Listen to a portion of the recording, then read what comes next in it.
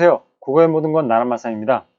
이번 시간에는 무엇을 배워볼 거냐면요. 제망매가를 배워볼 겁니다. 그러니까 고2 비상의 한국문학의 역사, 4단원의 한국문학의 역사 중에서 그 1단원, 소단원 1, 상고시대, 고려시대 문학에 대해서 배워볼 건데 그 중에서 향가, 신라시대 문학의 대표적인 케이스 향가가 나오죠. 제망매가에 대해서 배워보도록 할 생각입니다. 자, 이번에 그럼 향가에 대해서 우리는 배워볼 필요가 있는데, 자, 이 향가라는 것은 아주 간단하게 생각하자면 향차를 사용한 노래라고 생각하면 됩니다. 알겠죠? 그럼 이 향찰이라는 게 무엇이냐? 이걸 개념을 알아야 돼요. 그래서 향찰이란 무엇인가? 이것에 대해서 설명을 해주도록 하겠습니다.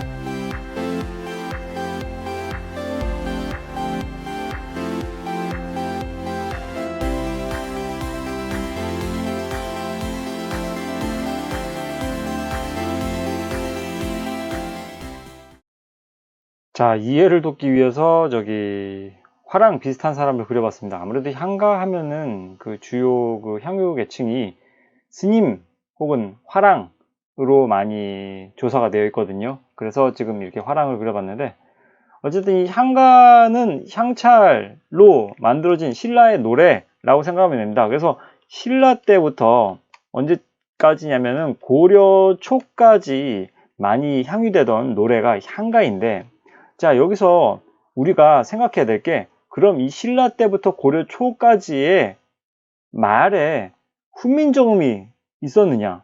이때 당시에 세종대왕님께서 한글을 창제하셨을까? 그걸 생각해야 됩니다. 아니죠. 왜냐하면 세종대왕님께서는 조선시대 때 태어나셨기 때문에 이때는 우리의 어떤 문자가 없었단 말이죠. 그러니까 말을 어떻게 했었는지는 구체적으로는 잘 모르겠지만 어쨌든 우리말이 없었기 때문에 그래서 한자를 쓰는 것입니다. 그래서 지금 그 추측컨대 음성 언어, 그러니까 말로 하는 언어는 어떻게 사용했는지를 갖다가 향가를 통해서 대충 짐작할 수 있기 때문에 상당히 중요한 연구 자료로 쓰이고 있어요. 그러니까 우리가 지금 하는 말이 이를테면 확실히 완전히 똑같진 않겠지만은 신라 시대 때에도 이렇게 뭐 밥 먹었니? 나 먹었어. 뭐 이런 식으로 하는 말을 음성 언어로 주거니 받거니 하는 말이 분명히 있었을 거란 말이죠. 지금 말과 완전히 다르진 않겠지만 조금 약간 엇비슷하게 어쨌든 음성 언어로 주거니 받거니 하는 그 말이 있었겠지. 하지만 이 음성 언어를 글자로 담을 만한 그릇이 없었다는 거예요. 그러니까 한글이 없었다는 것이지. 때문에 그때 당시 존재했던 글자가 뭐야? 한자가 있으니까, 그래, 그러면 지금 우리 말을 표현할 수 있는, 그러니까 쓸 수 있는 것은 한자밖에 없으니 한자를 빌려와서 쓰자. 그게 바로 향찰이에요. 알겠어요? 그래서 이게 차자표기라고 하는데, 다른 나라의 말을 빌려서 그 음성 언어를 문자로 쓰는 걸 차자표기라고 합니다. 알겠죠? 그래서 우리는 그때 당시에 한글이 훈민정음이 없었기 때문에 한자를 가지고 지금 선생님이 하는 말이든지 아니면 누구에게 전하고 싶은 말을 글로 남길 때 한자를 사용해서 그 내용을 쓴단 말이죠. 그것이 바로 향찰이라는 것이죠. 알겠죠? 그래서 이 친구를 왜 그랬냐면, 봐봐요. 이렇게 음성으로 야, 밥 먹자 라고 말할 걸, 이거를 친구가 그 자리에 없는 거예요. 그러면 메모를 남기고 싶어. 거기다가 밥 먹자 라고 메모를 남기려면 지금이야 당연히 세종대왕님께서 만드신 한글이 있기 때문에 밥 먹자라고 이렇게 쓰면은 당연히 그 메시지를 알아듣겠죠. 하지만 그때 당시엔 한글이 없었기 때문에 이건 어떻게 써야 되냐면, 한글이 없었던 당시, 그러니까 향찰로, 자, 이렇게 쪽지를 남길 수 있다는 것이죠. 이 말의 뜻이 뭐냐면 밥, 먹, 자가 되는 거예요. 뭐 실제 이렇게 이거는 아들 자자든 어쨌든 의미가 없어요. 도금을 자로 가지고 있는 한자면 다 돼요. 자, 이걸 설명해 볼게요. 왜 밥 먹자라는 표현을 갖다가 이렇게 한자를 이용해서 쓰면은 이렇게 되는지를 설명해 줄게요. 봐봐요. 이게 무슨 뜻이냐면 요 한자는 밥 반자고요. 그죠? 그 다음에 얘는 먹을 식자입니다. 그 다음에 얘는 아들 자자죠. 여기서 훈차와 그 다음에 음차를 알아야 돼요. 훈차는 뜻을 차용한다는 얘기고요. 이거는 독음을 차용해서 발음하겠다 그 말입니다. 자, 근데 일반적으로 한 얘기예요. 일반적으로 다 100% 그렇다는 얘기는 아니고 일반적으로 이런 실질적인 의미를 가진 형태소 있잖아요. 이런 실질적인 의미를 가진 형태소, 밥이라는 뜻을 가졌고 밥 먹자, 자 봐봐요. 밥, 먹, 자에서 이렇게 실질 형태소와 형식 형태소를 기본적으로 알고 있어야 되는데 실질 형태소, 그러니까 실질적인 의미를 가진 애들은 밥과 먹이겠죠. 자는 그냥 문법적인 의미를 가진 형식 형태소잖아요. 그래서 실질적인 의미를 가진 이런 밥과 먹과 같은 형태소는 훈차를 합니다. 뜻을 가져옵니다. 얘는 음을 가져와요. 봐봐요. 그래서 밥 읽기를 그냥 일반적으로 그 조선시대 사람들에게 요걸 읽어보라고 하면 반식자라고 읽을 겁니다. 왜냐면 음만 읽어야 되니까 그렇게 배웠으니까. 하지만 향차에선 다릅니다. 이렇게 실질적인 의미를 가진 것들은 음을 읽지 않고 요 뜻을 가진 부분을 읽어요. 그래서 밥, 그 다음에 요거는 먹을 에서 먹만 따와서 먹, 그 다음에 이런 형식적인 그 문법적인 뜻만 가지고 있는 형식 형태소는 이 독음 음을 읽습니다. 그래서 밥, 먹, 자가 되는 거예요. 알겠습니까? 일반적으로 우리가 알고 있는 한자를 읽는 방식은 독음을 읽는 방식이겠죠. 하지만 향찰에서는 때론 앞에 뜻을 읽기도 하고 때론 뒤에 음을 읽기도 합니다. 그래서 이런 식으로 할 수 있다는 거예요. 그죠? 한 가지만 더 예를 들어볼까요? 자, 이 친구가 뭐라 말했냐면 너를 사랑해 라고 얘기했다 칩시다. 역시 그때 당시에는 한글이 없었기 때문에 이 음성적 표현을 한자를 이용해서 어떻게든 만들어야 돼요. 자, 메모를 남기고 싶어. 누군가에게 너를 사랑해라는 메모를 남기고 싶어. 그걸 한자를 이용해서, 한자의 음과 뜻을 이용해서 말이죠. 그럼 어떻게 써야 될까? 일단은 실질 형태소와 그 형식 형태소만 찾아봅시다. 일단 실질 형태소는 너, 실질적인 의미 가졌죠. 그 다음에 사랑, 얘도 실질적인 의미를 가졌죠. 얘네들이 실질 형태소입니다. 그죠? 실질 형태소. 그 다음에 얘네들은 형식 형태소겠죠. 그죠? 자, 그러면 이거를 바탕으로 한자를 쓴다면 이렇게 되는 거죠. 이렇게 쓸 수 있단 말이죠. 그래도 한자 잘 알고 있는 친구들은 이게 금방 무슨 뜻인지 이제 이해가 갈 거예요. 느낌 오죠? 자, 이거 여기다가 독음과 어쨌든 뜻을 붙여준다면 너여, 그 다음에 새을, 그 다음에 사랑해, 그 다음에 바다해. 자, 여기서 실질적인 의미를 가진 것들은 훈차, 그러니까 뜻을 가지고 읽는다고 했죠.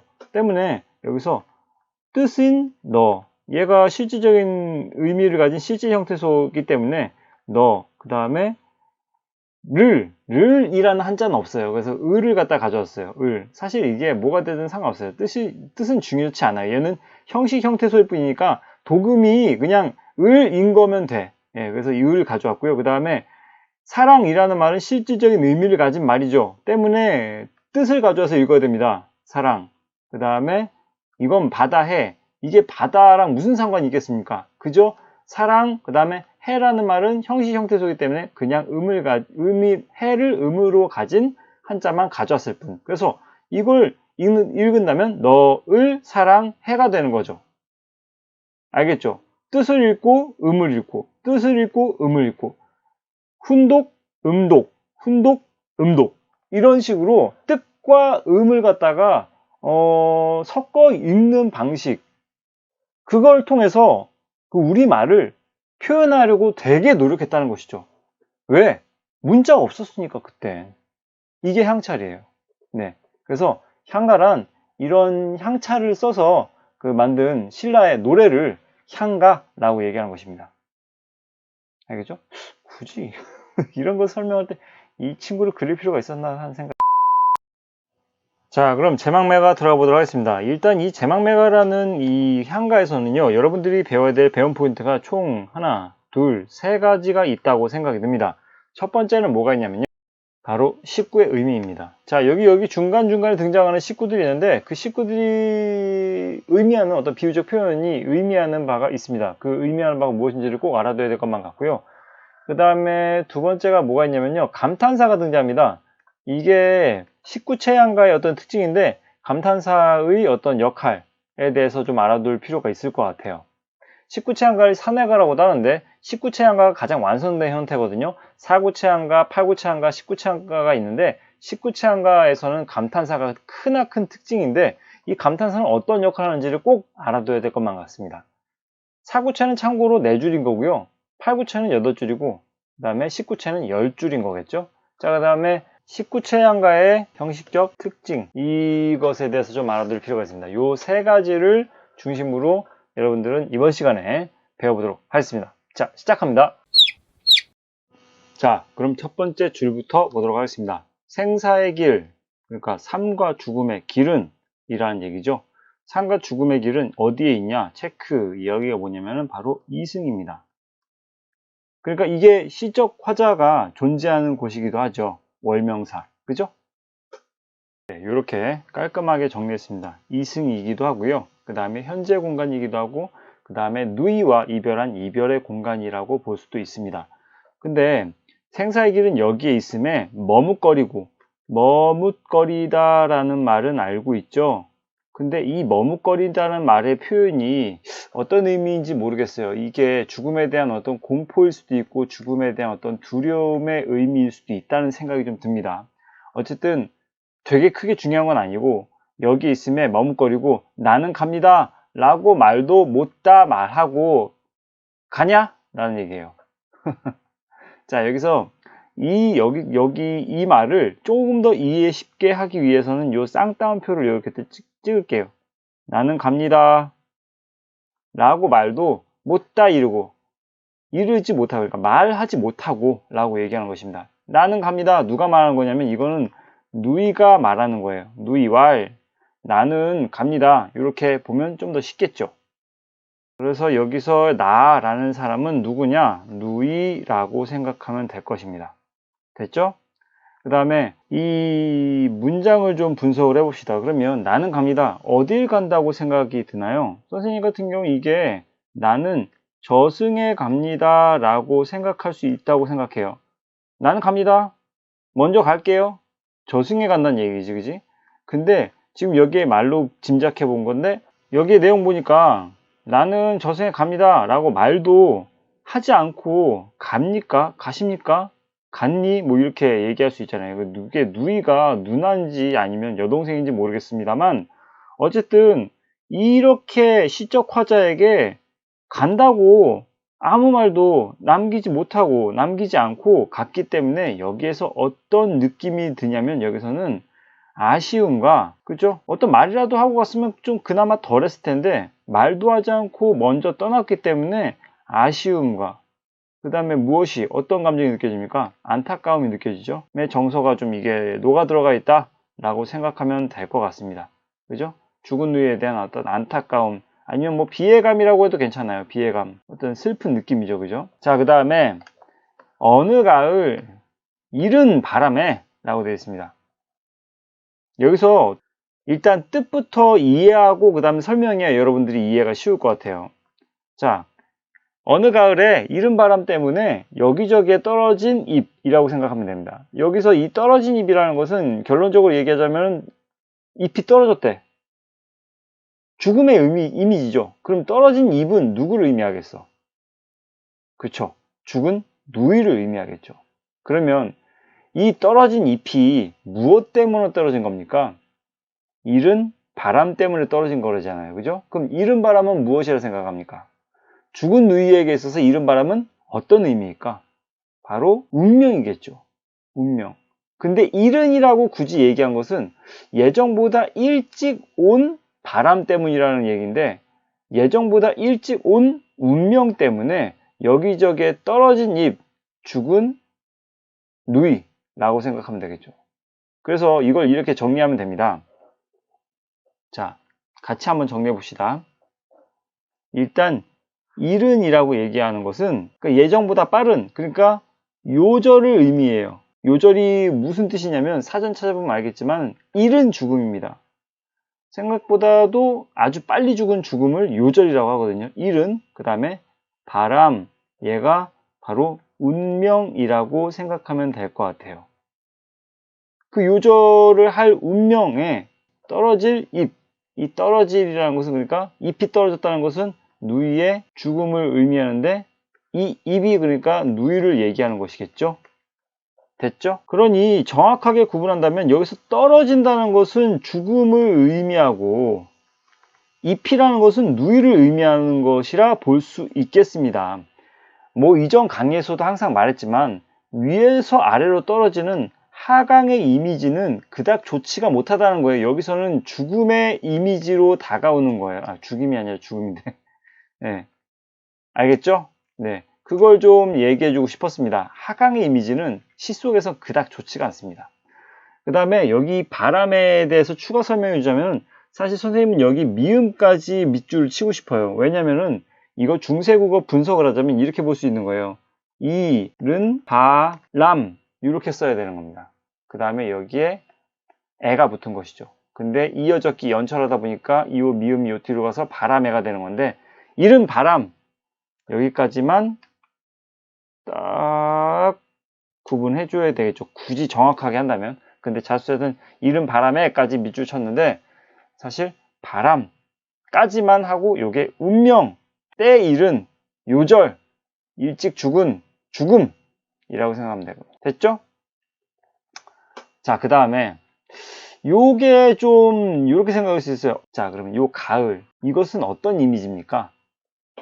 가을은 여러분들에게 있어서 보통 이런 이미지들 있잖아요. 일단은 겨울은 그 시 속에서 겨울은 뭐 되게 실연의 이미지, 추위 뭐 이런 것과 싸워서 견뎌야 되는 어떤 시기라고 본다면, 봄은 소생의 이미지가 생각나지 않습니까? 뭔가 막 파릇파릇 새 싹이 돋아나는, 그죠? 그 다음에 여름이라는 것은 아무래도 요 새싹이 자라서 상당히 활짝 핀 어떤 시기, 어떤 전성기라고 본다면, 가을은 무엇이라 생각합니까? 가을에서 느껴진 이미지는 좀 약간 그닥 좋지는 않거든요. 왜냐면 이걸 좀 조락의 이미지라고도 얘기를 하는데, 그 초록 어떤 잎이 시들어 떨어지는 이미지죠. 잎이 시들어 떨어지는 이미지가 이 가을이 강해요. 낙엽, 그죠? 가을 하면 생각나는 건 낙엽이잖아요. 그죠? 낙엽. 그래서 여기서 어느 가을이라는 것 자체가 상당히 조락의 이미지가 좀 있다 이겁니다. 잎이 시들어 떨어지는 이미지 자체를 가지고 있는 계절이에요. 되게 긍정적인 계절은 아니지. 뭔가 약간 슬픈 애상적인 느낌이 드는 계절의 이미지입니다.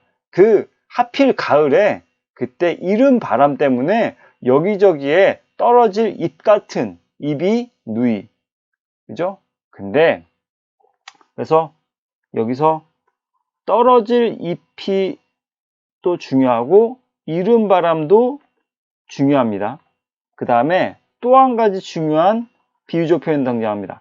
한 가지에서 나고, 한 가지에서 같이 났다는 것은 무엇을 의미합니까? 한 가지에서 났다. 그것은 바로 어떤 혈연관계라는 걸 증명하는 것이죠. 누구랑? 잎하고 나하고, 즉 누이하고 나하고 한 가지에서 났다. 혈연관계라는 얘기죠. 이렇게 한부모, 같은 핏줄을 의미하는 한 가지라는 걸 생각하면 됩니다. 때문에 이 한 가지에서 나고라는 말을 통해서 남매지간임을 암시하죠. 그죠? 가족관계임을 우리는 이제 여기에서 이제 알 수가 있는 거예요. 어쨌든 한 가지에서 났는데 가는 곳은 모르겠다. 참, 이거 되게 철학적인 표현 아닙니까? 우리들은 부모님에게서 나왔다는 것은 누구나 다 알고 있는 사실이에요. 하지만 나온 곳은 알고 있는데 가는 곳은 어딘지 모르겠다는 거예요. 근데 여기서 한 가지에서 난 이곳은 아마도 이승이라 본다면 요 가는 곳 요걸 내가 저승이라 했단 말이죠. 그러면 이승과 저승 사이에 아득한 어떤 거리감이 느껴진다는 것이죠. 이해 갑니까? 어쨌든 우리는 이승에서 부모님의 어떤 사랑의 결실로 태어났다는 걸 알고 있어요. 현실의 인간의 삶인 거지. 그런데 가는 곳은 저승이야. 근데 그곳이 어딘지 모르겠다. 누이야, 네가 어딜 가는지 모르겠구나. 어쨌든 죽긴 죽었는데 네가 가는 곳이 어딘지 모르겠구나. 그것은 이승과 저승, 내가 존재하는 지금 현실 세계의 나인 이승과 그 다음에 누이가 가버린 곳인 그 저승 사이에 아득한 거리감이 존재한다는 것이죠. 그걸 모르겠다라고 얘기하는 겁니다. 그러면서 아야 등장합니다. 이것도 되게 중요해요. 이렇게 중요한 것들 많이 나오죠? 이거는 그래도 중요하니까 빨간색으로 네모 표시할까요? 네, 이렇게. 이 아야가 왜 이렇게 중요한 표현이냐면 말이죠. 이렇게 생각하면 돼요.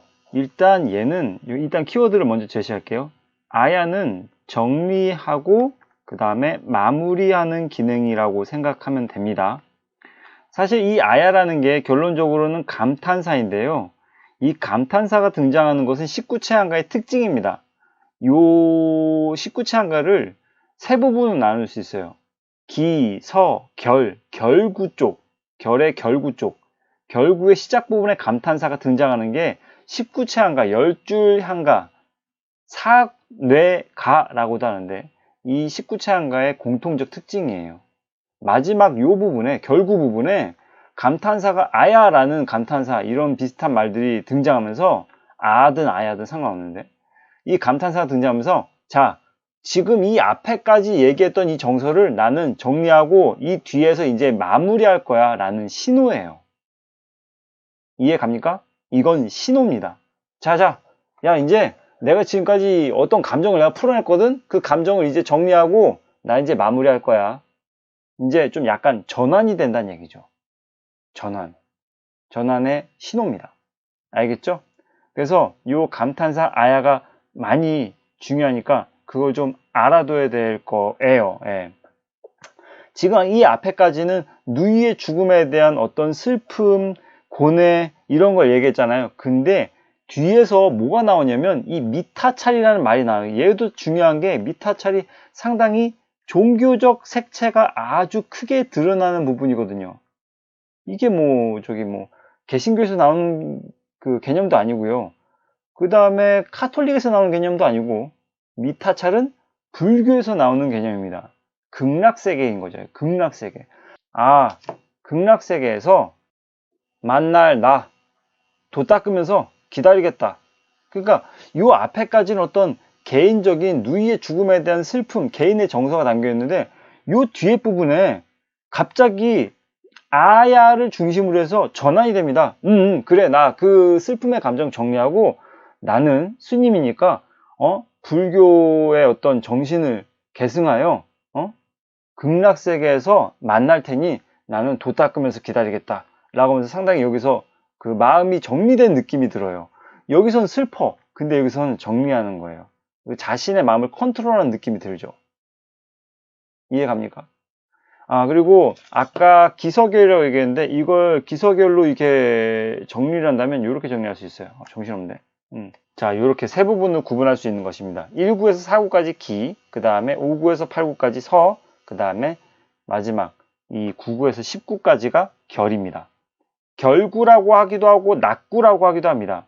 어쨌든 이 낙구 혹은 결구의 시작 부분은 감탄사 아야가 등장한다는 게 19채 한가의 중요한 특징입니다. 그걸 꼭 기억해두면 좋겠습니다. 자, 이해됐죠? 그 다음에 자, 그래서 여기 미타찰이라는 세계를 갖다가 좀 알아둘 필요가 있는데 미타찰은 어쨌든 앞서 말했지만 극락세계 쓸게요. 자, 이렇게 극락세계에서 만날 나 여기서의 나는 앞서 말했던 나와는 다른 사람인 거죠. 얘가 시적 화자인 거고 앞서 등장했던 나는 시적 대상인 것이죠. 시적 화자인 월명사 그죠? 근데 위에 등장했던 요 나는 시적 대상인 누이를 대상으로 삼아 지금 시를 만든 거잖아요. 그죠? 그러니까 시적 화자인 나, 같은 나라도 다른 다른 대상을 지칭하고 있음을 꼭 알아둬야 됩니다.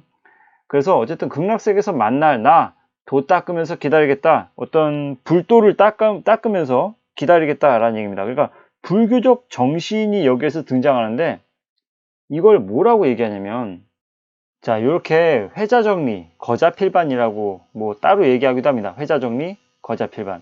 만난 사람은 반드시 헤어지게 되고 떠난 자는 반드시 돌아온다. 뭐 떠난 뒤에 다시 만나게 된다. 뭐 그런 말인데, 요게 출전이 법화경입니다. 어쨌든 불교의 어떤 정신을 느끼게끔 하는 문장이란 얘기죠. 도 닦으면서 기다리겠다. 알겠죠? 그래서 여기에 이렇게 쓰면 좋을 것 같아요.